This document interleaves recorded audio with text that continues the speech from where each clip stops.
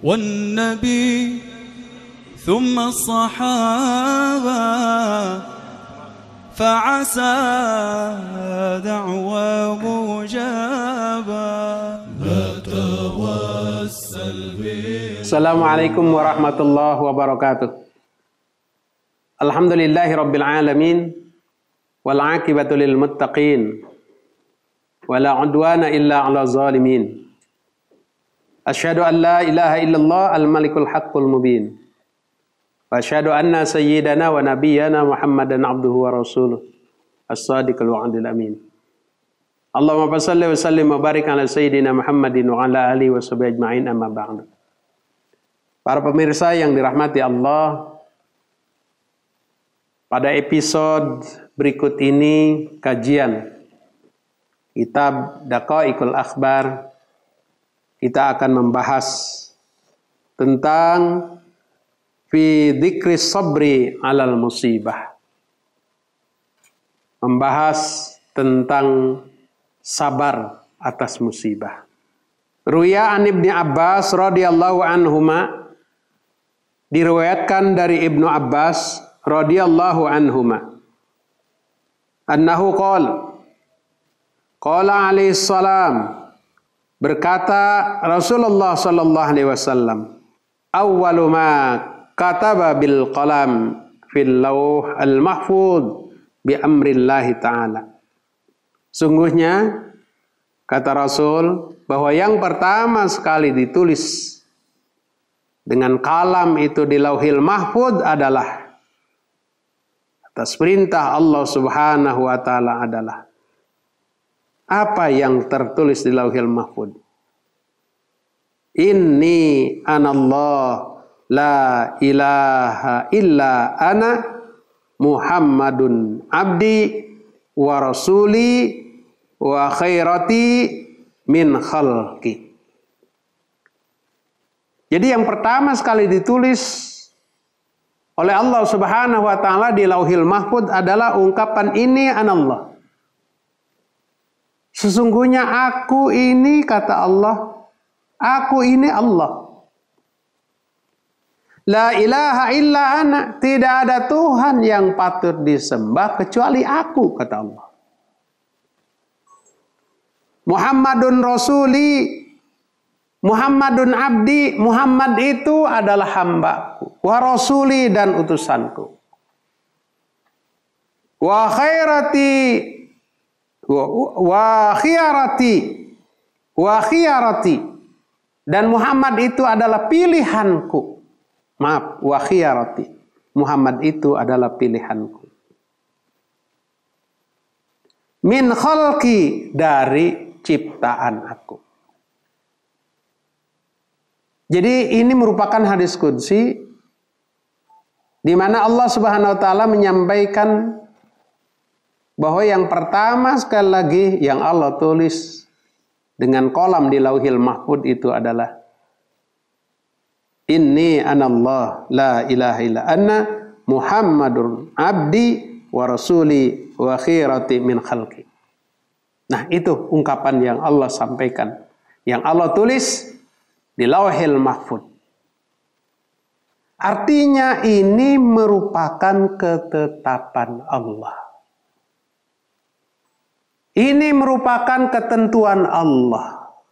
Allah menentukan dengan kemahakuasaannya, dengan hak prerogatifnya. Ditentukan oleh Allah Subhanahu wa taala, yang mana nanti ketika di lauhil mahfuz ditentukan di zaman azalinya oleh Allah. Lalu kemudian setelah itu dikodarkan oleh Allah dengan penciptaannya yang ada di dunia. Ditentukan oleh Allah, diciptakan si A, si B, si C, dan seterusnya. Ditiupkan ruh kepada mereka ketika berada 4 bulan di dalam kandungannya. Ditiupkan ruh. Ditentukan rizkinya. Ditetapkan jodohnya. Ditentukan kematiannya, dan seterusnya. Itu merupakan ketetapan-ketetapan Allah Subhanahu wa ta'ala. maka siapa yang bisa dapat menentangnya ketetapan itu? Tidak bisa. Itu merupakan hak prerogatif Allah. Nah, oleh karenanya terkait dengan hal-hal yang terjadi pada hamba Allah yang merupakan qudrat iradat Allah Subhanahu wa taala, sejauh mana hamba Allah itu mau mensikapi itu, dan sejauh mana hamba Allah itu menerima atau tidaknya dari apa yang Allah tentukan. Dan ini menjadi penilaian Allah Subhanahu wa taala. Oleh karenanya, kata Allah di dalam hadis qudsi itu, manistaslama liqodoi. Barang siapa yang menerima dengan kodokku, kata Allah. Barang siapa yang menerima ketentuan aku. Barang siapa yang menerima kodok aku. Wasobaru ala balai, dan dia bersabar atas segala balai musibah yang ditempatkan kepadanya. Wasyakaro ala na'mai, dan orang yang senantiasa bersyukur atas nikmat-nikmat yang aku berikan kepadanya. Maka aktubuhu sodiqan. Aktubuhu siddiqan. Dan maka aku tulis orang itu masuk dalam kategori orang yang siddiq. Orang yang benar. Wa ab'asuhu, dan aku akan bangkitkan dia nanti di yaumil qiyamah ma'as siddiqin, bersama dengan orang-orang yang benar yaumil qiyamah, pada hari kiamat. Wa adakhalahu al jannah, dan aku akan masukkan dia ke dalam surga.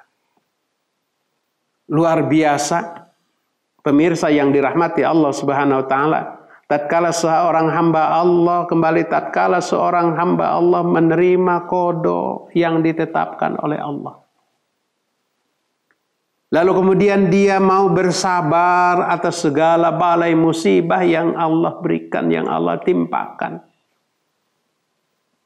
Lalu kemudian dia mau bersyukur atas segala apa yang telah Allah berikan kepadanya. Menerima qada Allah, bersabar atas musibah, bersyukur atas nikmat. 3 kategori itu Allah akan memberikan ketetapan kepada orang itu. Yang pertama, Allah tulis dia sebagai siddiq, orang-orang yang benar. Dan Allah akan bersamakan dia nanti ma'as-siddiqin yaumil qiyamah, bersama dengan orang-orang yang siddiq pada hari kiamat. Dan Allah masukkan ke dalam surganya. Luar biasa. Dan sebaliknya, wa man lam yastaslim, barang siapa yang tidak mau menerima liqodoi, kodokku, kata Allah.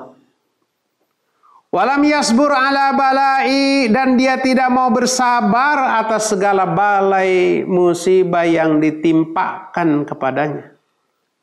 Walam yashkur ala na'mai, dan orang yang tidak mau bersyukur atas segala nikmat yang Allah berikan, yang sungguh sangat banyak sekali Allah berikan nikmat itu kepadanya.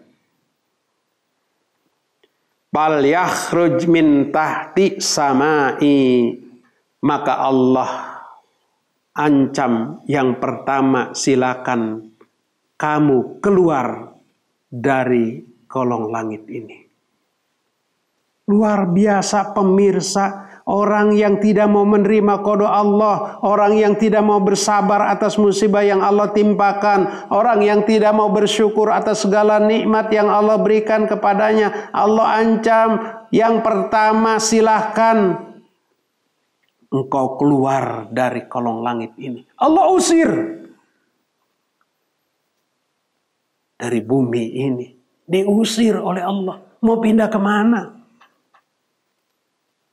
Nah itu yang pertama. Lalu kemudian kata Allah,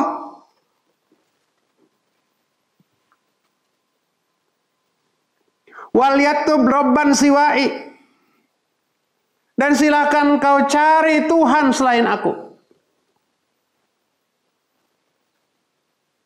Pemirsa yang dirahmati Allah Subhanahu wa taala, siapa Tuhan yang paling patut dan patut disembah? Tidak ada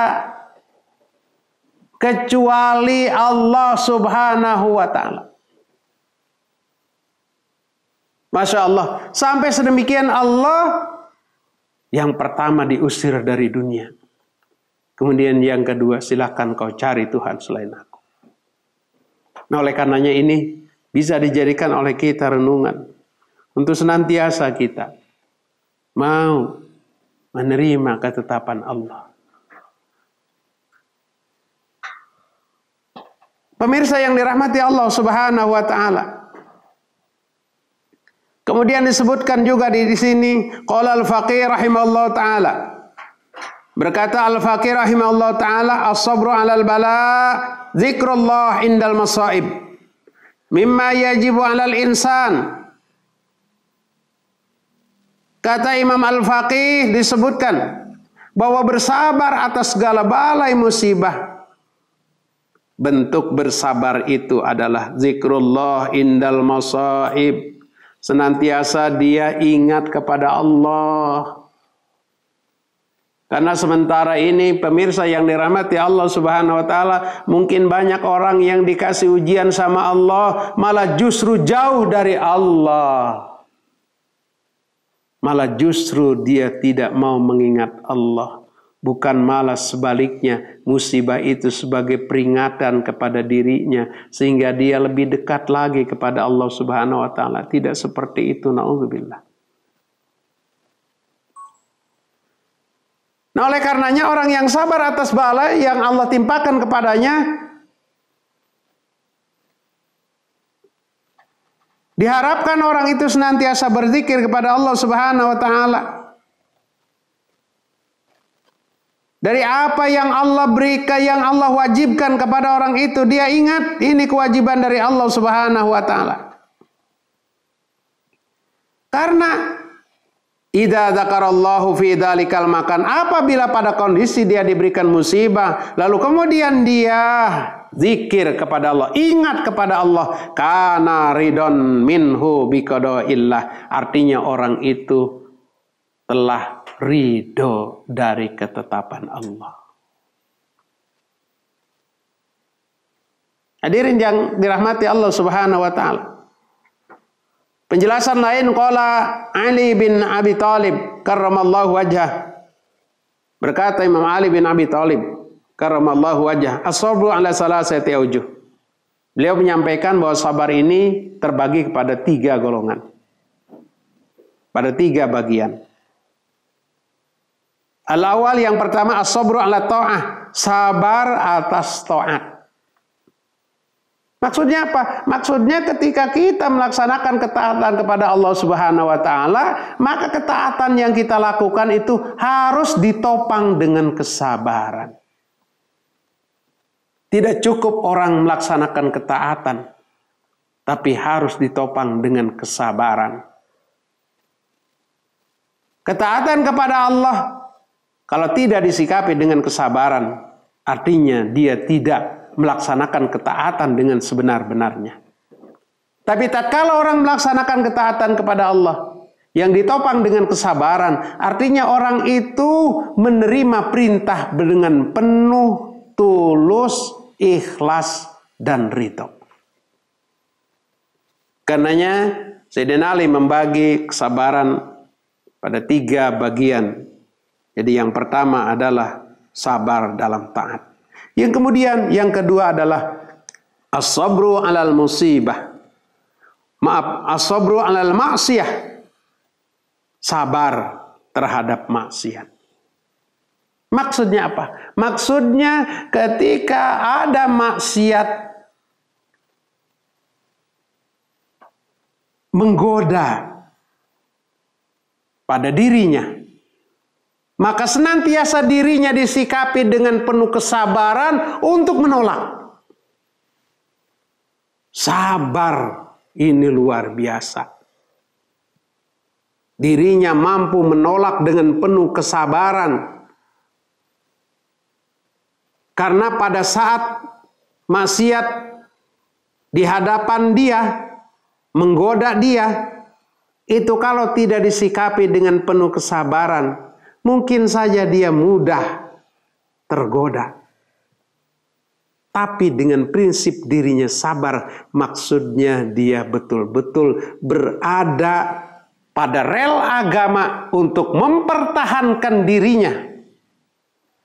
Betul-betul dia kuat godaan-godaan yang menempa dan menimpanya. Kemudian yang ketiga adalah as-sabru 'alal musibah, sabar atas segala musibah. Musibah yang menempa diri kita. Ini perlu disikapi dengan penuh ketabahan dan kesabaran. Karena kalau tidak, manusia akan menggerutu. Manusia akan putus asa. Tapi tatkala musibah yang menempa kita, dan mungkin kondisi sekarang kita dikasih musibah oleh Allah Subhanahu wa taala berupa penyakit COVID-19 yang sampai saat ini belum menunjukkan penurunan yang signifikan. Hendaknya itu kita jadikan sebagai satu musibah. Disikapi oleh orang-orang mukmin itu merupakan musibah dari Allah. Kita patut sabar. Dalam hal ini sikap sabar itu yang ditunjukkan oleh kita adalah yang pertama kita harus mematuhi aturan-aturan menjaga kesehatan. Terus itu kita lakukan. Kemudian yang kedua, perlu ada upaya-upaya untuk mencegah dari penyakit itu. Yang mungkin pada kondisi sekarang, pemerintah sedang mencari vaksin nawar daripada corona. Yang mudah-mudahan ini bisa dapat terwujud dan dapat dihasilkan. Dan kita patut bersabar mudah-mudahan dengan doa kita.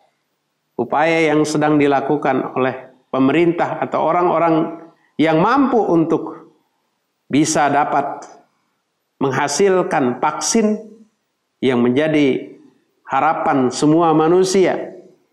Mudah-mudahan ini bisa berhasil.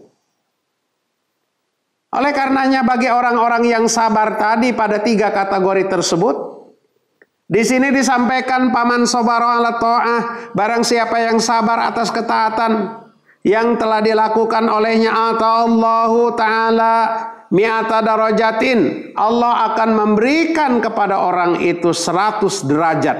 Kullu darajatin ma bainas sama'i wal ard. Dan pada setiap 1 derajat itu, ya, itu jauhnya, tingginya antara langit dan bumi. Luar biasa. Kemudian waman sabara 'alal ma'siyah, barang siapa yang bersabar atas maksiat yang dihadapinya, atahullahu ta'ala yaumal qiyamah, maka Allah akan memberikan kepada orang itu pada hari kiamat kelak 600 darajah, 600 derajat. Kullu darajatin ma bainas sama'i wal ard, setiap derajat itu antara langit dan bumi. Wa man sabara 'alal musibah, barang siapa yang sabar atas segala musibah yang Allah timpakan kepadanya, atallahu ajrahu bighairi hisab, maka Allah akan berikan ganjarannya tanpa tak terhitung, tanpa dihisab, tak terhitung jumlahnya karena saking sangat banyak sekali nilai ganjaran pahala yang diterima. Oleh karenanya, pemirsa yang dirahmati Allah Subhanahu wa ta'ala, manusia itu pastinya akan diberikan ujian. sejauh mana kita mampu bersabar. Ujian. Karenanya Allah berfirman di dalam Al-Quran, ahasiban nas ayyutraku ayyakulu amanna wa hum la yuftanun. Apakah manusia mengira mereka ditinggalkan begitu saja oleh Allah sebelum mereka diuji terlebih dahulu? Apakah dia diuji oleh Allah lulus atau tidak lulus? Disitulah akan kelihatan nilai keimanan dan ketakwaan kepada Allah Subhanahu wa Ta'ala. Begitu lulus ujian, artinya nilai keimanannya sungguh sangat meningkat orang itu. Tapi jika tidak lulus ujian itu, artinya dia biasa-biasa saja dan mungkin bahkan imannya melorot. Pemirsa yang dirahmati Allah Subhanahu wa Ta'ala. Karenanya, mari kita jadikan sabar ini menjadi bagian yang tak terpisahkan dalam diri kita. Karena selain dari nilai pahala yang Allah berikan tadi, Allah kuatkan di dalam firman-Nya. Innama yuwaffas sabirun ajrohum bighairi hisab. Sesungguhnya orang-orang yang sabar, kata Allah, Allah akan berikan ganjaran pahala yang tak terhitung jumlahnya karena saking banyaknya. Barangkali itu yang bisa disampaikan. Mudah-mudahan ada manfaatnya. Wallahul muwaffiq ila aqwamit thoriq. Wassalamualaikum warahmatullahi wabarakatuh.